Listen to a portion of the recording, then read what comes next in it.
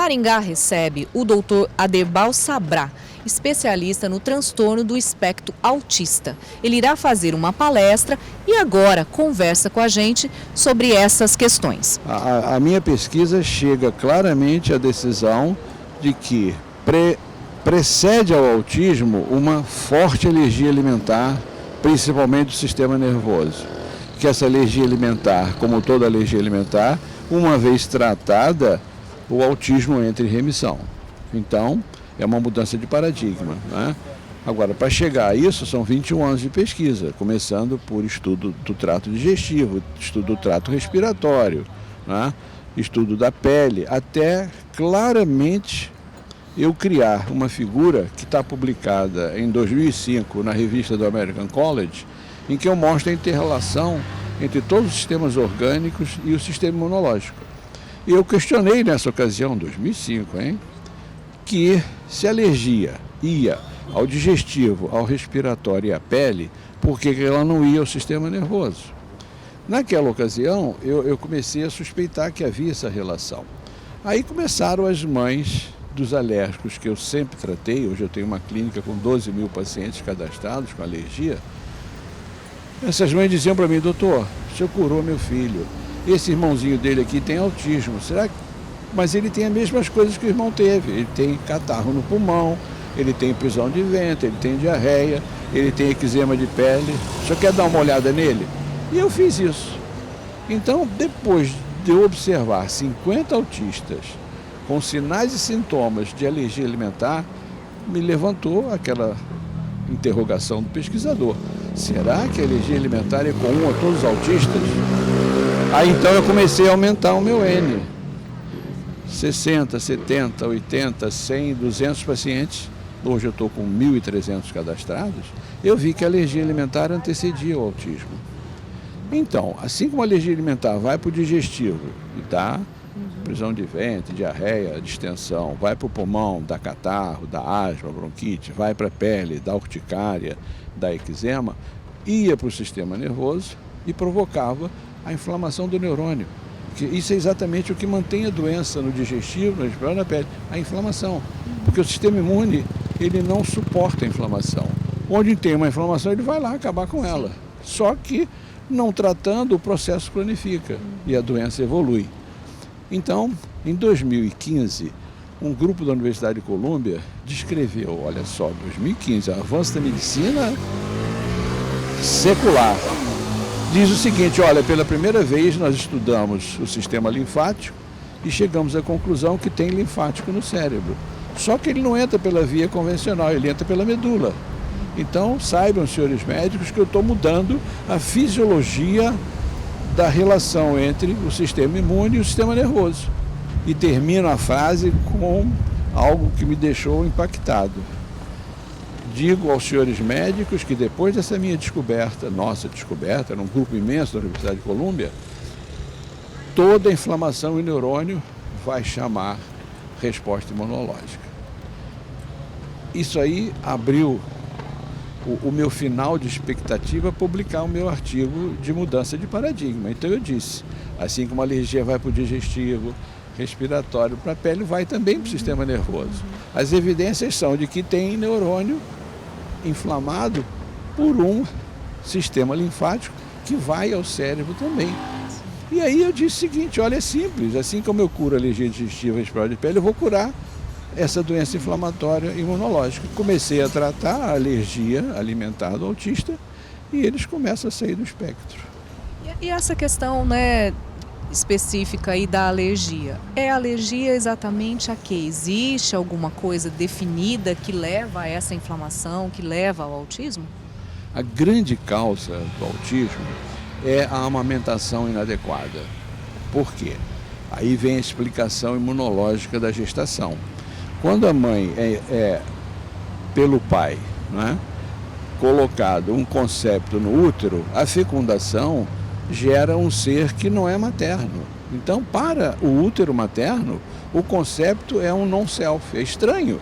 Então começa uma briga imunológica. Isso aí é o primeiro capítulo do meu livro, A Imunologia da Gravidez. Então, para a mãe aceitar aquele concepto, ela começa a produzir anticorpo contra ele. Mas aí vem entre aspas, o milagre da gravidez. É o primeiro anticorpo e único na vida da mulher em que ele não é competente. Tem muita mulher extremamente competente, como o do homem, mas esse anticorpo é doente. Lógico, ele tem que ser doente, senão nós não estaríamos aqui. Acabava em Adão e Eva. Então, é incrível isso, por isso é que a gente ainda diz milagre da gravidez, porque embora estejamos no século das grandes descobertas, a gente não sabe em que cromossoma está essa alteração que gera um anticorpo doente. O útero não consegue eliminar o concepto, mas diz para ele, olha, para ficar aqui não pode ter reação enxerto hospedeiro. Então entra o segundo fator.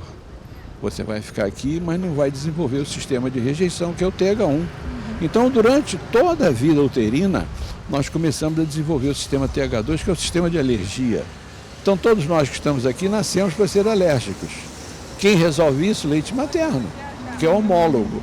Então, se a criança amamenta corretamente, no final de 4 a 6 meses, o sistema TH1 já se expressa, equilibra com TH2 e vai uma criança normal daí para frente. Se você coloca mamadeira no berçário, se você não amamenta correto, se você coloca uma mamadeira que seja, eu vou ao cinema hoje, bota uma mamadeirinha para ele. Despertou o sistema TH2. E aí você gera alergia. Então, o que você me perguntou, quem é o principal alérgeno? É o leite. Leite de vaca. Depois aí vem uma sequência. Depois que você inflama o intestino, aí aquela história, passa um boi e passa a boiada. Então você fica alérgico ao ovo, ao trigo, à soja, à carne. Então uma quantidade imensa de proteínas que você tem que ter exames específicos para saber como elaborar a dieta. É isso que eu venho apresentar aqui hoje em Maringá. E esse tratamento todo, né, ele está sendo divulgado, né, o senhor vem para falar disso aqui, e ele está sendo bem aceito e colocado em prática por outros médicos? Olha, nós temos hoje, eu tenho 1.300 crianças autistas em tratamento, com uma cura na faixa de 30% depois de 2 anos de tratamento. É uma experiência que você não pode negar que com o avanço hoje da comunicação, você não pode deixar de entender que as mães estão se comunicando. Estão muito felizes, são os maiores amigos meus, são os pais de autistas, que começam a ver que a criança deixou de ficar virada para a parede, começa a ficar afetivo, volta a falar, volta a se comunicar e perde a estereotipia. Agora, você me perguntou como é que está a classe médica, atônita, porque eu estou mudando um paradigma. Você sabe que você criar uma novidade, trazer um assunto novo, depende de confirmações de pesquisa. E esse tempo é que eu tenho que esperar, que confirmem. Pela primeira vez, a revista americana New England Journal of Medicine, do final do ano passado, disse, vou dizer pela primeira vez, eu morro de rir, não há a menor dúvida hoje que tem associação entre alergia alimentar e autismo. Isso eu já falei há 20 anos atrás, mas é um autor brasileiro publicando no Brasil. Meus trabalhos começaram a ir para o exterior e agora eles começam a chegar perto dos meus trabalhos, mas estão 10 anos atrasados. A sua expectativa, né, o senhor disse que vai publicar uma obra, né, sobre o assunto, quando? Tem uma previsão? Não, eu já tenho mais de 20 artigos internacionais publicados. É só entrar na literatura médica e buscar. Agora, está saindo a 4ª edição do meu livro, que tem um capítulo sobre alergia alimentar e autismo. É a 4ª edição de uma obra que se esgota depois de um mês de lançamento. Eu espero que seja a mesma coisa com a 4ª edição.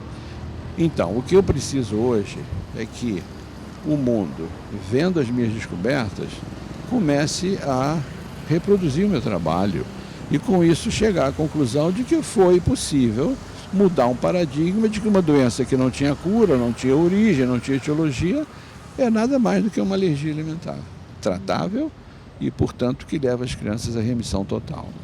Existem já outros pesquisadores replicando essa mesma experiência? Foi o que eu lhe disse. Depois da experiência do pessoal de Colômbia, o mundo inteiro começou a olhar a inflamação no neurônio e ver o que acontecia. E 5 anos depois é que vem esse trabalhinho dizendo, olha, tem associação sim de alergia com inflamação. Então acho que a alergia alimentar está associada ao autismo. Agora, você me pergunta por que esse atraso? Porque não existe no mundo alergista alimentar. Para fazer alergia alimentar, você tem que fazer 3 pós-doutorados em gastro, nutrição e imunologia. São 9 anos de pesquisa e pós-doutorado, mas a minha carreira é essa. Eu sou um estudante permanente, né? Sou um pesquisador. Como eu tive uma carreira universitária e que eu fui titular da Federal do Rio de Janeiro, Federal Fluminense, eu sempre tinha lá aquele tempozinho de sabática, né? Parecia chance sabático, vamos fazer uma pós-graduação. Então hoje eu digo com toda simplicidade, né, que eu sou o único, em termos de que ninguém quer perder 9 anos de pós-formação para fazer uma especialidade. Então você vai a Harvard, maior centro meca da medicina. Quem faz o ambulatório de alergia alimentar? É o Sicherer, que é um especialista em alergia respiratória, e o gastroenterologista. Um não sabe gastro, o outro não sabe imuno. Então eles não conseguem resolver os problemas. E mais do que isso, o Sicherer é reconhecidamente um excepcional especialista na área dele, só publica na área dele. O colega outro só publica na área dele. Ninguém se comunica. Ninguém publica em alergia, porque eles não sabem o que publicar. Se caiu na minha mão essa descoberta, é porque eu me preparei para isso. Dedicação. Dedicação e estudo, né? Sim. Vamos conversar um pouquinho agora com o vereador professor Niero, que é, né, desde o início da sua atuação na Câmara, trabalha voltado para essas questões, tanto dos celíacos quanto do transtorno do espectro autista. Vereador, a importância, né, da vinda do doutor aqui para Maringá e esse assunto todo que é de interesse da população, sua avaliação. Com certeza, Célia. Eu acredito que é um dos grandes nomes do Brasil e do mundo, vem, como ele mesmo comentou, né, trazendo uma quebra, né, desse paradigma, trazendo novas ideias, novos estudos e muitas vezes nós ficamos sempre naquela mesmice, né, com os mesmos trabalhos, com as mesmas ideias e não damos importância a novos estudos que estão surgindo, a novas maneiras de pensar. Então eu acho que esse é o ponto fundamental, né? Como você disse, nós já estamos desenvolvendo vários trabalhos a respeito da questão dos celíacos, assim como também na questão do autismo. Então, eu acho que hoje Maringá é premiada, né, por estar recebendo o Dr. Sabrá aqui em nossa cidade. Nós só temos a agradecer ao doutor por estar hoje aqui disponibilizando um pouco do seu tempo para uma palestra em nossa cidade. A sua expectativa em relação a essas informações?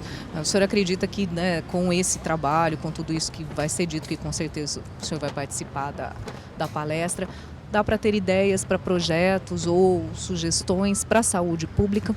Com certeza. Da mesma forma como nós já temos uma ideia inicial, juntamente com um outro vereador, que é o Sidney, que é nosso grande parceiro, na área alimentar, né, para as escolas municipais. Então nós já temos uma ideia, então acho que isso vem a contribuir bastante, né? E também gostaria de agradecer, fazendo favor aqui, a professora Kalige, né, que foi uma das pessoas que realmente esteve atrás de tudo isso e conseguiu trazer o doutor até a cidade de Maringá. Então fica os nossos agradecimentos também à professora Kalige, que nos procurou, né, trazendo então esse grande nome aqui para a cidade de Maringá. Tá certo. Muito obrigada. Essa e outras entrevistas você confere também no nosso canal no YouTube no endereço TV Câmara Maringá.